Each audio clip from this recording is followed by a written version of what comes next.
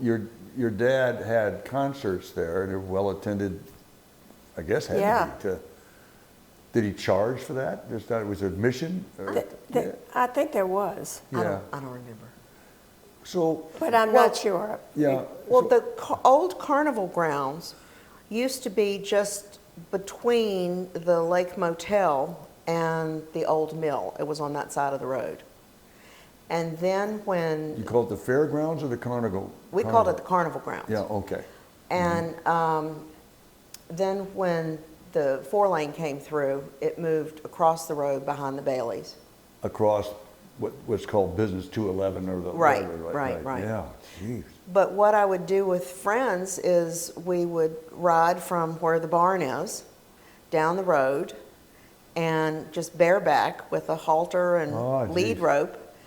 And, you know, we'd be in our sneakers and jeans or shorts and on a hot day and ride the horses over. And then used to be a rock, I'm sure it's still there, where people would, that was kind of the headquarters for fishing. People would fish from the rock. And that's where we'd let the horses walk in and just stay on the horses as the horses went swimming. So when the lake closed, did out-of-towners still stay at the motel? Was the concept still practical without the lake? Was it a draw? Or? Well, theoretically, it was to survive, but I don't think it had as much traction. But I don't know. See, I was married and had children and lived in Vermont and New Hampshire, so I came down once a year with the children, and that was about it. Well, the concept, there were no bed and breakfasts like there are in town now. There really weren't places. I think Rose Hill had a B&B going on there. Not then. Yeah, I guess before then, yeah. What I recall is it was a slow death after the 4-lane went through. And I think that was when Daddy sold it to the St. Clairs after, you know, Doc and Nell Johnson ran it for him. But I don't think it ever really recovered, and I really don't have much recollection of the Black Kettle years. And so when people call it the Black Kettle, I just don't even, I have to think what they mean. Who built the restaurant there, where they had the restaurant? As I recall, it was Paul St. Clair had been a cook in the military. And so there were no restaurants. That's right. I think it was the late 70s, mid to late 70s when the inn started up. 78. Okay. And there just really wasn't much of anything. But as I recall, it was kind of like a diner. Yeah, he tried like Sunday night football or Monday night football. He'd have a television, and you could go there and have it. I don't think anybody ever went there. I mean, just stay home and watch it. Just didn't. It's one of those things that are now in town too. There's not enough continual support for an eating establishment, a regular one to go get, where maybe on a Friday night you'll get a lot of business, or Saturday, but then in the weekdays people just don't go out. And of course in the winters it's dead, so it's hard to support just a regular cafe like used to be over here at the post office. One thing I heard, which is of interest to us, the paper, we're always talking, and you can ask the question, but if you could extrapolate more on when the 4-lane came in, you said it was a slow death. Just because a lot of people say when they put in 66, the town, you know, the county, but I think we weren't going through town anymore. Well, she was going around town. Yeah, that's what happened. But when you said when they put the 4-lane in, it was a slow death. I think people, for a historic thing, I think people kind of, since we're rebuilding, it'd be good to know just some of that dynamic about how the highway really kind of just... It was around 1968, by the way, if you want to, just throw in when that happened. But it was about 68 when they finally got to about where the lake was, I think. Because I remember applying for a job in the summer there on construction. But it was around 68. Yeah, it was when I started high school. So what I remember is that our 7th grade class was the last one to graduate from here, from the elementary school here. And then we went into the high school, out by, the new high school. The high school. And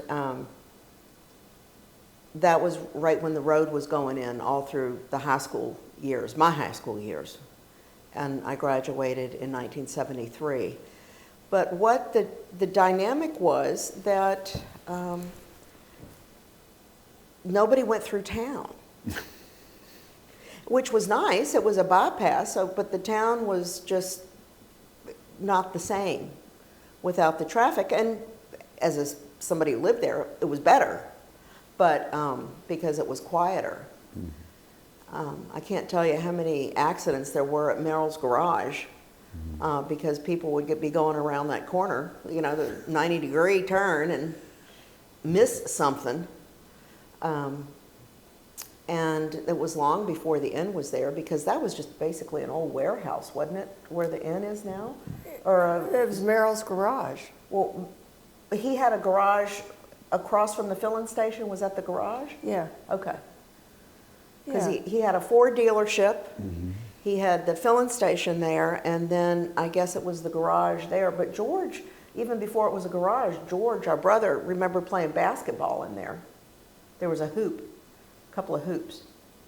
They have a dirt floor?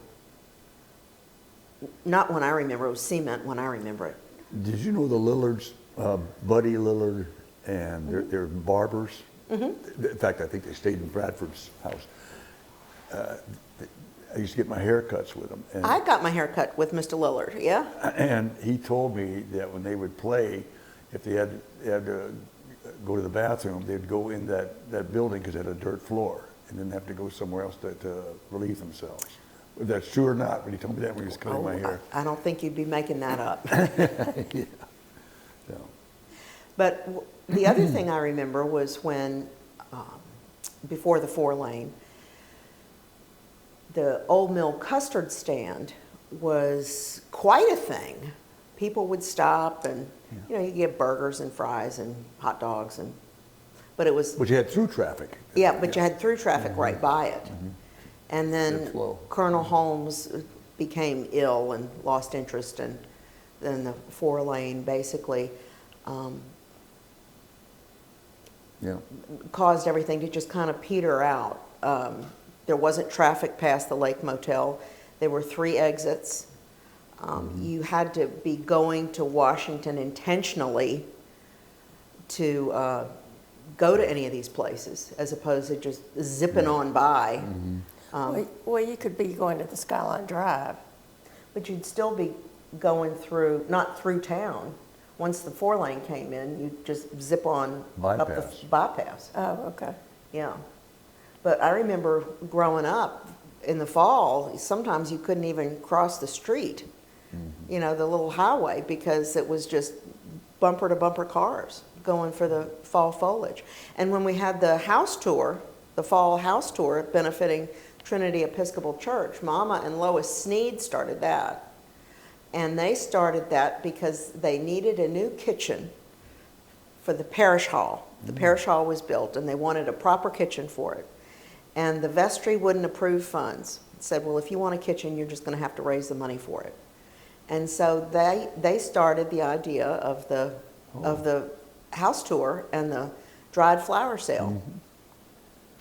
So that was always real busy, because there would be people coming for that, and then it would be height of the foliage and a good time, because it was the 3rd weekend of October is what I remember. Was there, speaking of, I'm trying to recount, was there a barber shop, Mr. Watts? Yep, Mr. Watts. Wasn't that across from the Trinity Episcopal Church? No, it was farther down. It was where, near where Doc Nell's restaurant was. Okay, because he trained the Lillards at cut hair. Yes, I remember they always used to tell me Mr. Watts. Mr. Watts, yeah. Was he Afro-American? No. No? Okay. And he wore the pharmacist's jacket, with the little buttons here and the short sleeves and the... So tell a story about the phone operator. Well, where was the operator? Ms. Varner, was that her name? Phyllis Varner? Yeah. Phyllis Varner. And that was right next to where the inn is now? Is that where she... Right there on the corner of Gay Street and the main street through there, main drag. She was in... There's a story about her and you. Do you know that story? Well, there are a couple of stories. Well, tell a couple of stories. Well, I think anyway, Luke would get a kick out of this. She was the operator, and listened in to a lot of conversations as she was the operator. And there were party lines. Oh, yeah. Party lines. Yeah, and if guys were calling, would call, I'd tell her who they wanted to call, and she'd say, well, she has a date that day, so don't bother on this day. Mm-hmm. So anyway, she was quite a character, but she took care of everybody, and she was there until Mother was at a meeting in Richmond for the Mayors? For the phone companies, the telecommunications. And Mother was complaining about that poor, we were not up to date on services and couldn't have dial, we couldn't have anything, we had to have an operator. And it was soon after that things changed, and Phyllis was out of business, retired, and we had dial-up tones. And just 4 digits, though, if I remember right. Well, it was before the 675 exchange came in. Yeah, it was just 4 digits. I remember that. Yeah. And ours was 2941. I was 3236. Yeah. Go ahead, yeah. And anyway, so then they called and said to Mother, I remember at home, they called and said, is your service better? So because of that meeting she went to in Richmond, is the way that we got dial-up phone service here.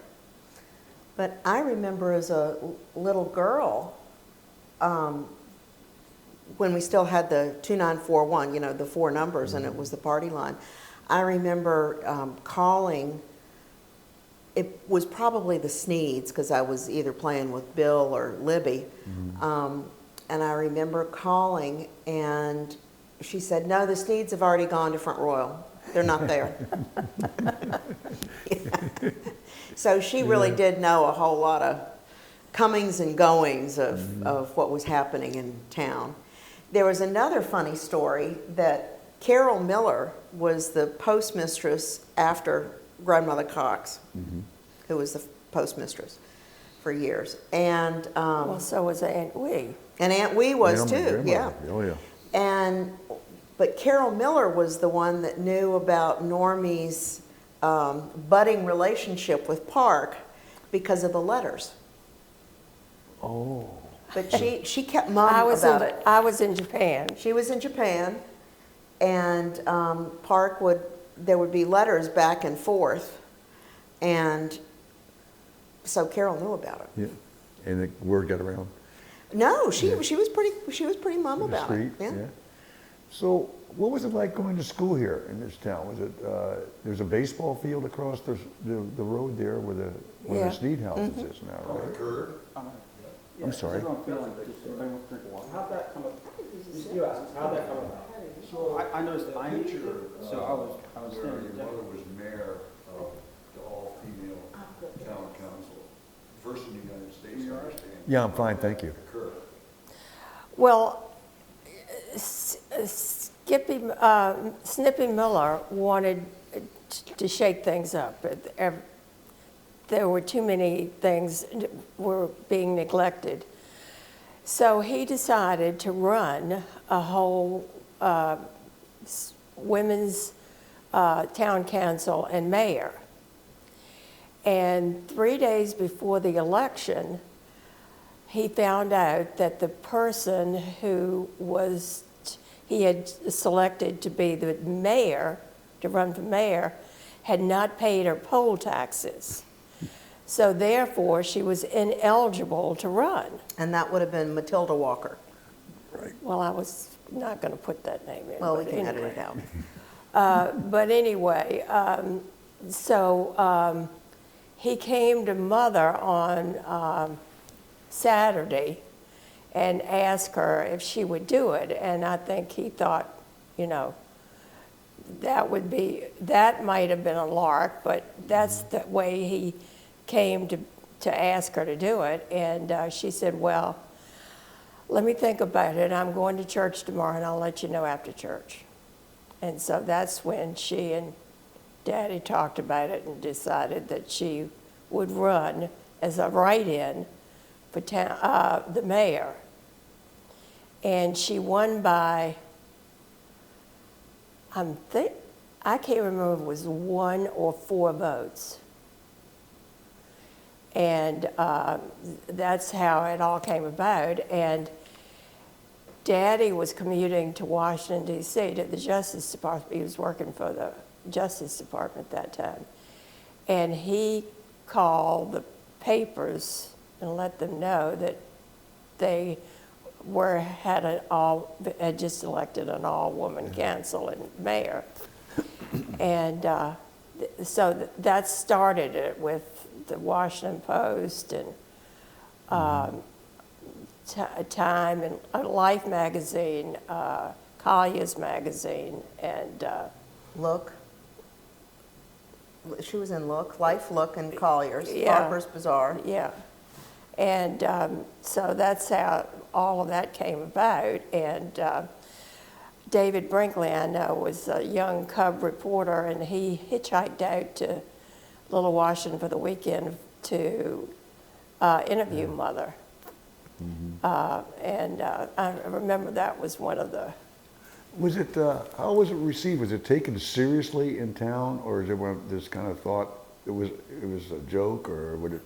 No, because, they had an agenda that they were no dogs, light bulbs were going to be replaced, no dogs on the street. They had all of this, that they had an agenda, and water, the water system was bad. It was in receivership. And so the water system needed attention. And what Mother was most proud about, and she said that women could run the house, so why couldn't they run the town? The town didn't have a bank account, didn't have a checking account. And so they would collect their bills by warrant. Oh my God. And so she and the treasurer, got an account at the bank across the street from the courthouse, the courthouse, and just set up proper books and proper accounting for the town, so that taxes were properly managed and bills were properly paid, and the light bills and the water bills and all of that was paid, and worked with Mr. Scroggins, wasn't it? I think she did a lot of work with Mr. Scroggins at the well and where the spring house was. No, it was, who lived next door to us on Gay Street? That little Jenkins. Charlie Jenkins. Well, Guy Burke. Guy Burke was the one that she worked closely with on that. Okay, it was Guy Burke? Yeah. So that was the house that, the library, it used to be the library was the big building across the street from where we lived, which is now the Purple House. And Guy Burke had the little house. Right next door. Right next to it. In the same alley.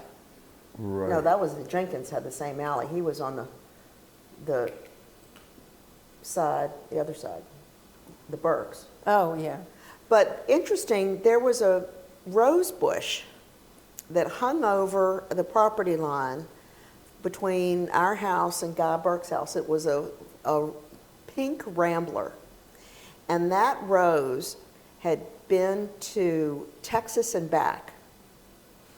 It went to Texas with the people who followed Aaron Burr on his kind of Texas speculation scam. And so some of the people went it, and I think that rose bush came originally from your house now, where your house was. And so it went to Texas, and then when it came back, it went to Aunt Brown's house. Because there were 2 Brown houses. Okay. Yeah, right? The one yes. by the Rabbit Gum. Right. Exactly. And the That's one you lived in. That were identical. Yeah, that the Johnsons lived in. Yeah. And the story on that, they were built for the 2 sisters to be married, the Brown's daughters. Is that correct? And they're the ones that went to Texas. Correct. And to bring them back, he said, I'll build your houses. Yes. It was Yeah. our mutual grandfather, or great-grandfather, Great, yeah. that went to Texas and got them and brought them back here. Built houses. You said that they won by 1 or 4 votes. I think it was 4. So there's only, I think, like 103 people in the town now. So you can say how many people were in the town then, and what, you know, everyone said there were kids playing around. We're going to get, yeah, I thought we'd get to all the kids. But what I remember Mother saying was that in the time she decided to take Snippy up on the offer, she went and knocked on everybody's door. I don't remember that. Okay, so I mean, I wasn't even alive, so. So, and how many people were in the town to vote at that point, do you think? Well, it was a population of 250 people, including the children, and they didn't count the dogs.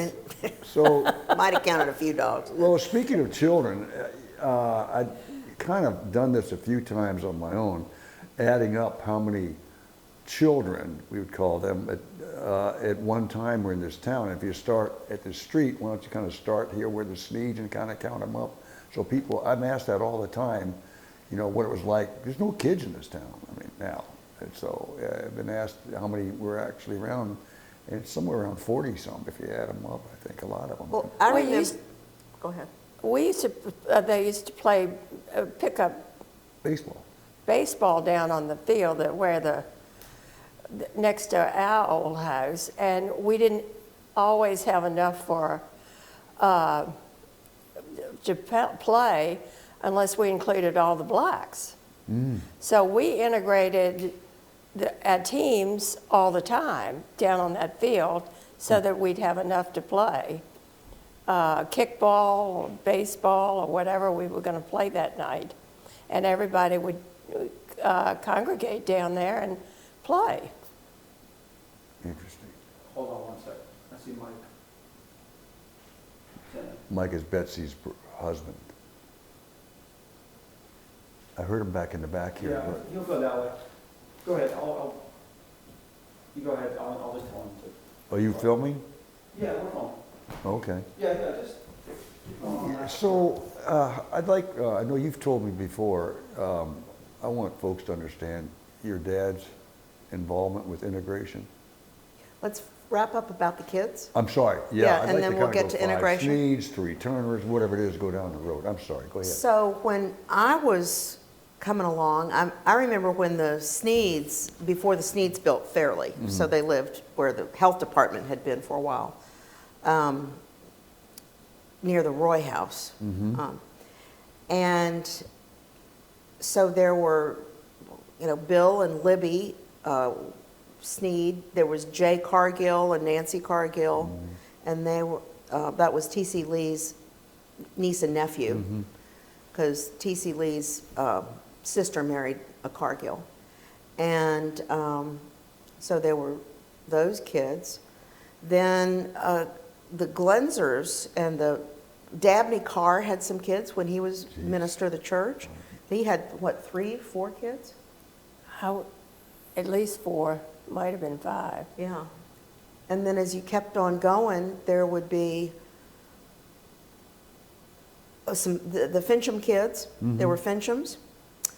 There were some Smoots that lived in town. There were Burks? There was us. There were Carl Burke, who lived, you know, on Main Street. There was the Moffats, Skippy Giles, Bobby Weekly, and the Hawkins. The Stewart and Ronnie Hawkins. Yeah. And then there were some other kids out the fodder stack. Yeah. The Judy Atkins and some Atkins kids. There were, Jenkins, yeah, lots of Jenkins. So, I mean, after school, there would be a pack of 6 or 7 of us that would, you know, kind of, I was always the youngest, so, and then Bill was the other side of town, so he didn't always all the way over. But I also remember around the time of when I was in 6th grade at this school at Washington Elementary was when we integrated. And I met my great good friend, Donna Olethea Roy, and we had a new teacher from Warren County, because this was part of Warren Rappahannock school system as opposed to just Rappahannock.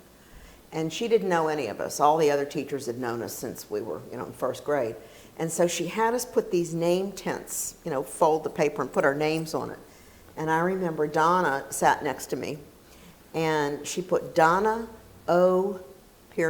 Roy. And I thought that was very cool. I said, Donna O. Roy, because I just put Syl Davis. And she put Donna O. Roy. So I was talking to her after school, telling her how cool I thought that was, and she said it was like Mr. Drysdale and the Beverly Hillbillies. She had that name on the desk, so she wanted to do something like that. So I would walk home with her after school, and a lot of times just hang out at her house, and we'd watch Dark Shadows, and then I'd walk on home. So maybe you can talk about integration and your father. Well, I was going to talk first of all about the Marsh influence on town. Oh, okay. All right. Sure. And the fact that and Ruby Jenkins worked as the secretary, the local secretary for him, and then he moved his whole operation out here. And the first TV we had in town was a large TV that he bought for the firehouse next to the bank upstairs, and no one else had TVs then. And so we would all go up there on a Saturday or Sunday or whenever we could get begging one of our parents to go up there and chaperone us as we watched TVs on that TV up there. And that was, I think, when the Marshes came and brought all their business out here, it made a big difference in how the business was and how things grew from there. Because he built houses around his property that some of his people that worked for him lived in or came up on weekends. And so we had big parties out there, and we were fortunate to always be included. I would say the Marshes brought a level of Washington sophistication from Washington, D.C. that we didn't have. Oh, definitely. Yeah. So that was how Helen Fuller came, and the Brinkleys. I remember Mr. Marsh knew Roald Dahl and Patricia Neal, and they would all come for parties on the weekend. They would come out for parties and stay at Jessamine Hill or stay with Helen Fuller and stay in places, and some of them would stay at the motel. And we were always fortunate to be included. Lyndon Johnson came out? Yes. Yes. He was a special friend of Helen Fuller's. Yeah. Lyndon and Helen were proteges of Marsh in getting their career started. Interesting. So. Interesting. Sam Rayburn had something to do with it too. Yeah. He would come out. I remember Frank Church came out. Birch By. Oh my God. A whole lot of famous people. Yeah. Mother had always loved Patricia Neal, and when she was up for an Academy Award with Melvin Douglas for HUD, Helen had a big party and they came, and it was quite a thing. I remember meeting Roald Dahl and thought that was cool. Sure. About integration, again, your father's role from Department of Justice, I understood that, again, Warren and Rappahannock County school systems were the same system. And so, like we saw, the superintendent lived in Front Royal, actually. Yeah, Mr. Gasquey. Mr. Norton, before that.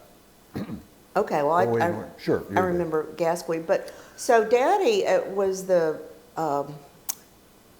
advisor. As Commonwealth's attorney, he was the advisor to the Board of Supervisors. So he was kind of the retained, he was the county attorney.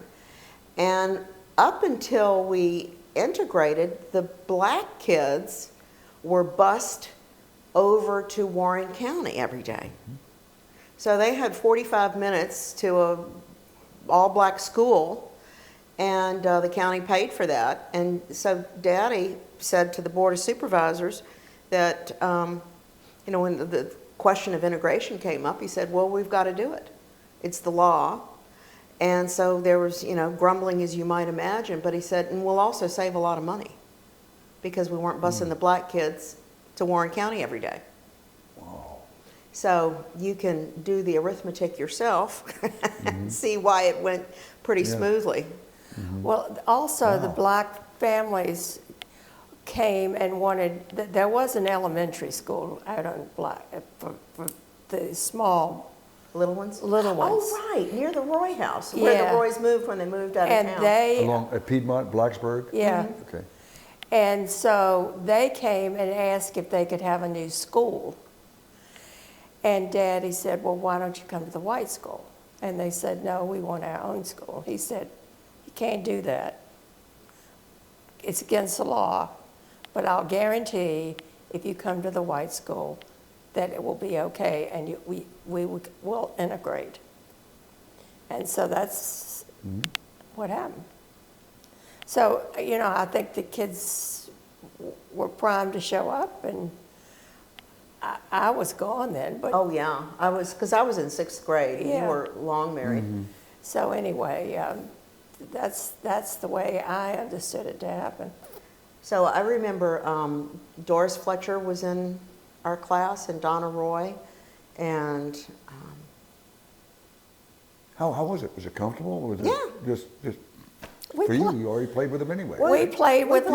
Exactly. Yeah. Big deal, right? I mean, anybody that you could play with and hang out with was. And we all roller skated up and down in front of the school and all up to the Episcopal Church or rectory, and we're all over the place. So people didn't complain, but because we would go and roller skate on front porches too and things like that. I remember Cooper's Hole. There was kind of an understanding that out on the fodder stack, when I look at it and I say, God, we thought that was a great place to go swimming and, jump off the big rock. Doc, but we got baptized. Daddy was baptized. Yeah. And what I remembered, it didn't make any sense to me that the black kids could only go to Cooper's Hole on Sunday afternoon. I didn't know that. And we could go to Cooper's Hole any other time. And so I can remember talking to Donna and saying, it was hot, and let's go down to Cooper's Hole. And she says, well, I can't go, it's Sunday. And I said, oh, come on, just do it. Yeah. What's somebody going to say? And so we just started going whenever we felt like it. And nobody said anything, and it just kind of gradually, that part gradually dissolved. I didn't know that. Yeah. Luke, you got some more questions? Anything you think about you want to get into? Were you able to drive by where the site's going to be? Yes. And, maybe just bring that into context. Back in the day, there was this whole hotel complex back there, and now it's coming back, I guess, the actual, where the lake was and the motel was, what's going to happen now? I don't think we ought to talk about that. I think that ought to be talked about by somebody involved in that. But I can say about what's happening with the Mannahoac Lake Motel, or we always called it the Lake Motel. I'm just so glad it's no longer in a state of disrepair. Yeah. Because I had moved out when it was still, it was on the decline, but it was still a place. It was still a going enterprise. And then when I would come back for a visit after I moved to California and then Texas, it was just so sad. So I'm so glad to see that it's got that area has a new life. And it has affordable housing, yes. Which is we need. Absolutely. There's no children Absolutely. here. There's no energy here. So I think that's a benefit. Food pantry and I suspect that's one reason that Sperryville has gotten so much business, because the roads still go right through the town. The town wasn't bypassed Flint Hill, town wasn't bypassed. Amosville, town wasn't bypassed. Point. So Okay. geographically, I'm learning this. So there was the 4-lane, so people came through the town to go to. Yeah, there was, yeah. You know the road by the It was- library, by the mill, the old little 2-lane road, it's called the Mill Road? That was 211. It was a 2-lane road. I think looking at him, just maybe visualize that. Because when you said the 4-way, that's why I was a little confused. Like, I just don't know. So, you know, if you could just say, like, give a specific landmark, like, you know, the road used to come right through. You can see where the library is now, Well, I is can- where the road went Yeah. through. Yeah. When we were, my husband and I were, We'll just restart it and then. Okay. look at Okay. Look over it, yeah. Okay. when my husband and I, husband, at that time, we were engaged, and we were planning to get married in June in 1964. And my father wanted to get us a limo to go the block to church for the wedding, and I said, absolutely not. I walk to church every day of my life. I am walking to my wedding. So we had the whole party would walk down Gay Street, and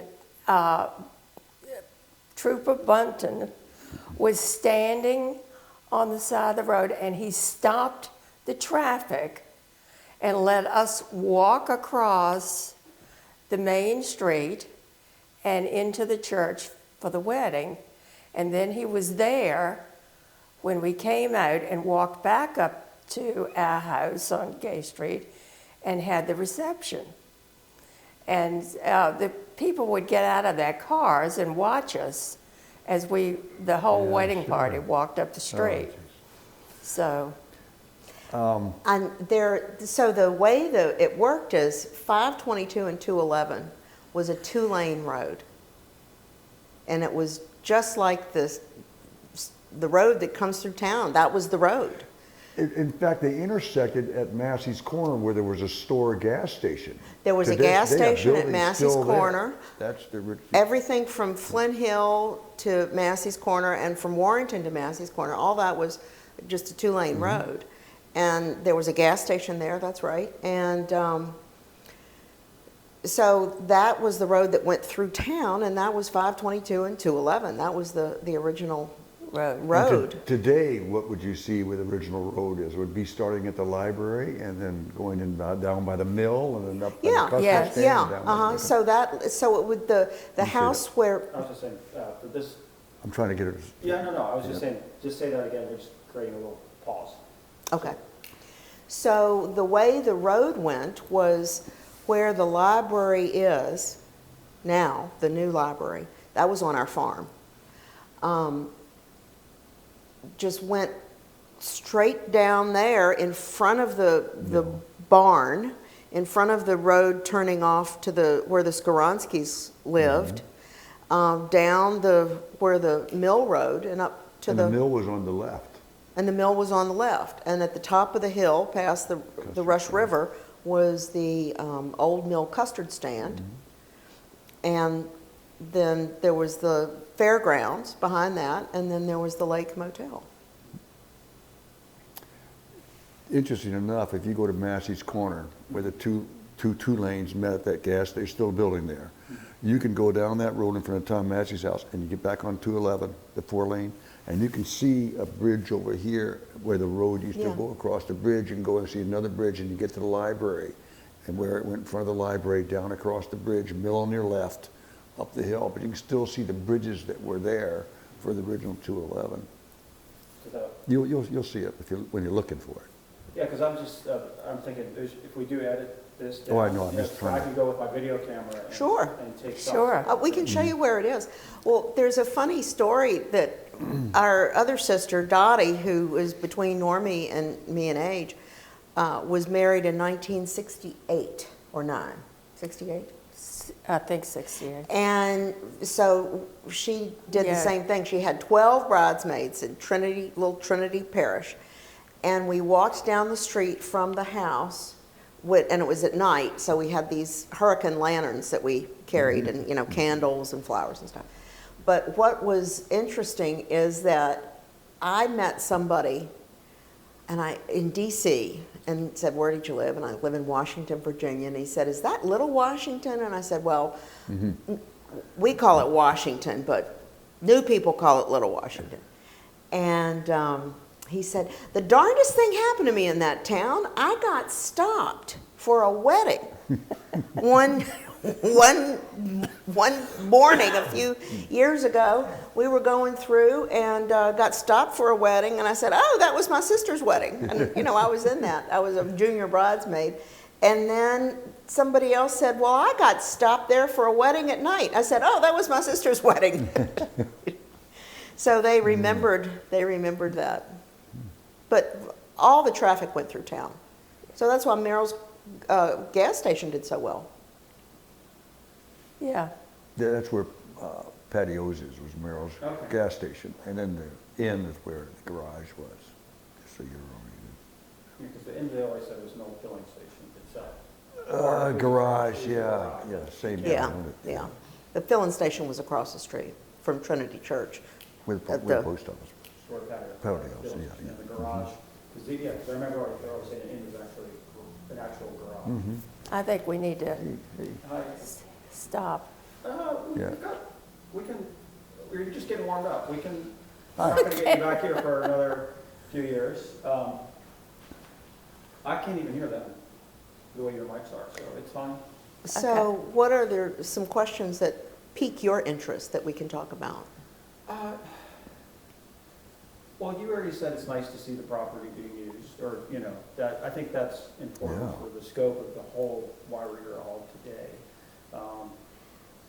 You know, we talked about how the town is, you know, it's just like along those lines of saying something like, you know, with this coming in, you know, the town could have some of a little more injection back into it, because we don't want to say it's kind of sad seeing no kids running around, but I hear it all the time, you know, or just, you know. I think it's fair to say that there were unintended consequences with the 4-lane highway bypassing Washington. Why did it occur?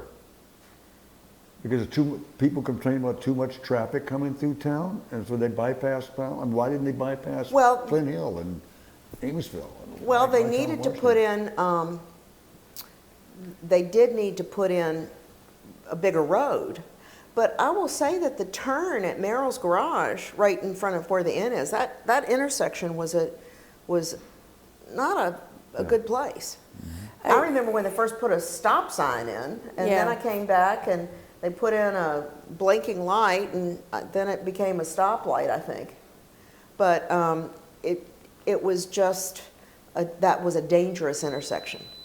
And the 4-lane was done in sections. You know, from Amosville, it was stopped. Mm-hmm. Then it did from Amosville to before Washington. It was actually a choke point because it ended right over here at the high school. Right. And then later it was extended to Sperryville. So it was done a different set of 4-lane. Yeah, I remember when it stopped just past the road that went to Baldwin's store. So there were the 3 exits. That's right. We had the building for the trailers the engineers used, and we had that on the farm, right there where the stone at Avondale Farm. Oh yeah. And it was Avondale Farm. I don't know if the stone wall is still there with Avondale Farm on it, but it's where the big barn is. Mm-hmm. They had the trailers there, because I'd ride up and down the road. Construction trailers. The construction trailers, then they'd ride up and down the road. And I was just going to say, because we are kind of wrapping, is there anything else that's been on your mind that you wanted to say? Or, you know, like just how nice it is to be back, or just little, you know, like little. Well, I said this a couple times as I was driving over, and we went through Hillcrest Lane what was the lane but on the way to Flint Hill that we took coming from Marshall and Hume? Hume. What's 631. 631, and it's Hillcrest Crest or Road, Crest Crest Road. Hill, Yeah. Crest Hill Road. Crest Hill Road. And when because I remember riding. So we'll pause, and we'll just say Crest Hill Road. Okay, so we drove through Crest Hill Road to get here because of the traffic through DC and so forth. And I thought, I know this road. I used to ride my horse out the fodder stack through Flint Hill and up Crest Hill Road to Farfaloo, which was my friend Maury Rainey lived there with, and her family. She was in school. She came in the 6th grade too. And we would ride out there. So when I came through here, it's the cellular memory of the place. And then I went up to Harris Hollow, and everything felt familiar. People talk about muscle memory. I think mine is deeper than that. It's this cellular memory. When I walked in the door to your house, I remembered all the Sunday afternoons at Aunt Wee up in Harris Hollow, and when the little pond would freeze over and ice skating there. I remember trying to ice skating at the Kerrigan's pond there for the 4th of July, and all of it just kind of came flooding back. And it's great. I was just going to say that we called her Aunt Wee. That was your grandmother. And her name was Elizabeth, but... your grandmother's sister. My grandmother's sister, but... and I think I might have named her that, because I was the first... You couldn't say Elizabeth? Huh? You couldn't, you probably couldn't say it. Yeah. So anyway, that name just stuck. And so we always called her that. You stay in touch with local folks? You still stay in touch with your friends around here? Or I don't. So many of them have moved. I stay in touch with Donna Roy. I stay in touch loosely with Kevin Day, because his sister Johanna is up in New York area. She's an actress on plays and theater, and so I knew her from that. So Kevin and I reconnected when Johanna was in Sweat. And then I'm on the Facebook, you're from Rappahannock Quinn, and then a few Facebook pages. Oh, okay. So that's made it a little bit easier. You're going to come back when the project's complete? And I have to come back We before love then. it. Yeah. Well, how long was the project? We finished in a year, right? Oh, I don't know. Yeah. Well, so one of the things you were saying, Excuse you me. came over Crest Hill. So one of the things that, it's always kind of a pain living here sometimes, you're missing out, but every time I'm on 211 and I come to Massey's Corner and I see that view, it's like, there's just that little reminder. And that's what what you were saying. Right. There are two views that are, for me, iconic Rappahannock views. So one is going into Amosville, as you're coming down the big hill from Warrington towards Amosville, and there's that panorama. And then the next one is when you get to Massey's Corner and looking up, especially when the apple blossoms are blooming. Tom Massey taught me one time. I picked him up. So if you leave Massey's Corner heading towards Washington, you go down this dip, and you can see where the old road was Yeah. for 211. And as you go up, he says, watch Red Oak Mountain grow. Yeah. And as you come up the hill, you'll see the top of Red Oak, and then as you come up, you see the whole Red Oak Mountain right in front of you, which I'd never, ever thought of. Well, when I was the one that followed Daddy's footsteps and was in the fox hunt. And I would ride my horse from the big barn up the 4-lane, as it was under construction, and then go down Long Mountain Road, and then over, through Rock Mills, and then get over to Red Oak at Jim Bill's farm, to start the hunt. So the horse was well warmed up. Where did you break your leg in all that? Oh, I broke my leg getting ready. I think I was a junior in high school. It was on the mountain. And what was kind of interesting, again, with old people, new people, who are the old people, who are the new people? And I was riding down the mountain I think it's called Sycamore Hill, is the house Mother and Daddy built up there. It was just a path. And we were going really fast, and it was wet leaves. And Mr. Brown was my horse. And his rear end flipped up, and he went over. He fell, and he fell on my ankle and broke it. And I can remember we, got back on him. My lip was bit through my lip, bleeding, and my foot really hurt badly. And I can remember going out to Dr. Sneed's place, and somebody took me out there. It was the Skoronsky kids took me out there. And I was probably, pale and shocked, bleeding. Saddleback was broken. The saddle was broken. And they took me, and I just remember the doctor saying, knew Sil, but didn't know the new people. And that was just so Rappahannock. Now there's old people, new people, and newer people. Yeah, It's just fun here. I love it. So I think Betsy kind of gave me the tap on Okay. the shoulder. But any last thing that's been on your mind you want to? Well, I think for me, the roots are deep because our grandmother was a Jessie Taylor Harris, and Aunt Elizabeth, Aunt Wee was a Harris, and to be in Harris Hollow, it's deep roots. Deep roots. It's been a special weekend for us, and we're delighted that we were included. It's not over yet.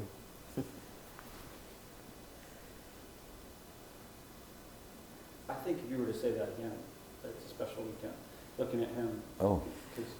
This has been a special weekend for us, and we were honored to be included, and thank you for all of this and for making it happen for us. Betsy. All right. Good. Thank you. We're good. Okay.